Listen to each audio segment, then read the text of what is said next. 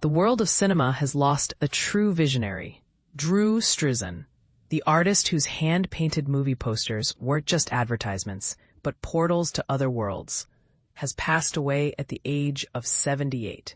From Star Wars to Harry Potter, his art wasn't just on theater walls, it was etched into the memories of anyone who ever felt the magic of the movies. His passing marks the end of an era, leaving a void in the hearts of movie lovers everywhere. Struzan's career skyrocketed alongside the rise of blockbuster franchises. Imagine being the artist every major director, George Lucas, Steven Spielberg, John Carpenter, called upon to visually define their cinematic universes. That was Drew Struzan. Growing up with limited resources, he famously recounted sketching on toilet paper as a child. He embraced every opportunity with passion and dedication. He poured the same artistry into Raiders of the Lost Ark and Blade Runner as he did into the Cannonball Run and Police Academy. To him, every film held a unique kind of enchantment. But here's where it gets controversial. Some might argue that applying his talent to seemingly lesser films diluted his artistic impact. Did he elevate these movies, or did they diminish his overall legacy? Let us know what you think in the comments. And this is the part most people miss. Struzan's genius extended beyond movie posters. In the 1970s, his album covers for artists like the Bee Gees, Roy Orbison, and Black Sabbath were instantly recognizable.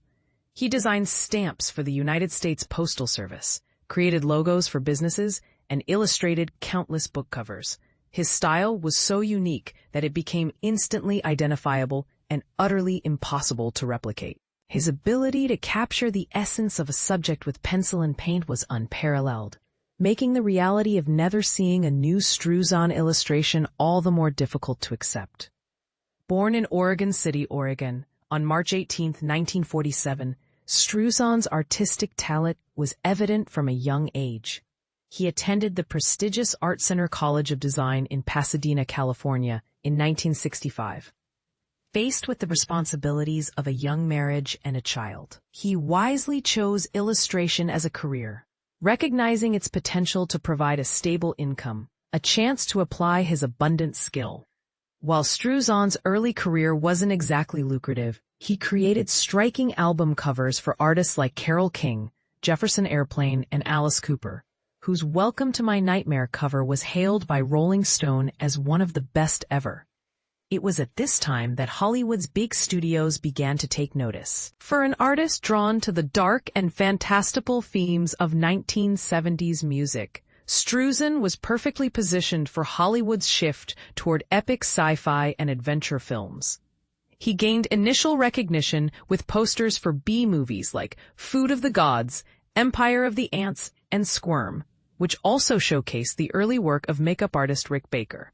But destiny led him to a galaxy far, far away. When 20th Century Fox needed an artist to illustrate the figures for the 1978 re-release poster of Star Wars, David Weitzner brought in Struzan to depict Luke Skywalker, Princess Leia, and Han Solo. This iconic poster, reminiscent of the Buck Rogers serials that inspired George Lucas, presented itself as a weathered poster on a city wall. It became an instant classic. While the artist behind its magic remained largely unknown to the general public, filmmakers and marketing departments recognized Struzan's talent. He was undeniably the best in the industry. We learned of Struzan's battle with Alzheimer's on March 26, when his wife, Dylan, shared the heartbreaking details on Facebook. She revealed that his work was initially inspired by modernists, but also by Impressionist and Renaissance masters. In a way, he was cinema's Michelangelo, treating each film, whether The Thing, Back to the Future, or DC Cab, as if it deserved its own Sistine Chapel.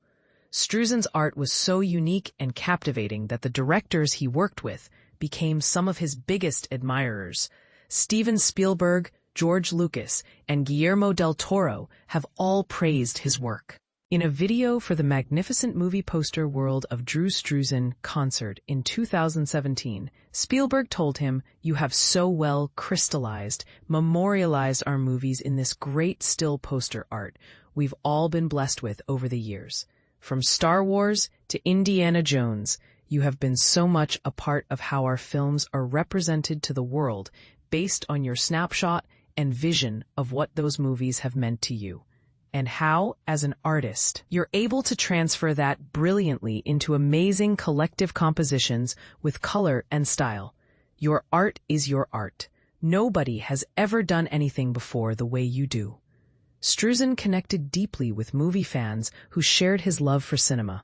He ignited our imaginations like no other. As Dean Dubois, director of How to Train Your Dragon, told The Hollywood Reporter in 2018, I could go to the theater and stare at the poster and try to recall everything about the film, and it just jogged my imagination.